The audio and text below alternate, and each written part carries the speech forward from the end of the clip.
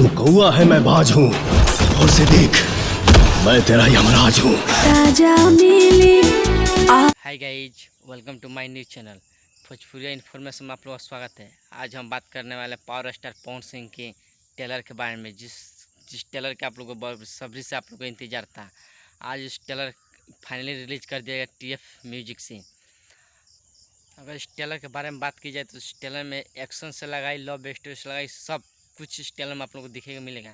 चूँकि बोर नहीं हो गया, इस टेलर को आप देख सकते हैं। उस टेलर का नाम है हमारा स्वाभिमान। जो कि इसमें से एक्टर्स की बात की जाए तो पवन सिंह, अंजना सिंह और डिम्पल सिंह, एक और राम शर्मा कोई है। जो फाइनली टेलर टीएफ म्यूजिक से रिलीज कर दिया गया आज ही। अगर आप उस टेलर को देखना चाहते हैं तो प्लीज़ मैं अपना डिस्क्रिप्शन में लिंक डाल दूंगा, आप वहां से भी देख सकते हैं।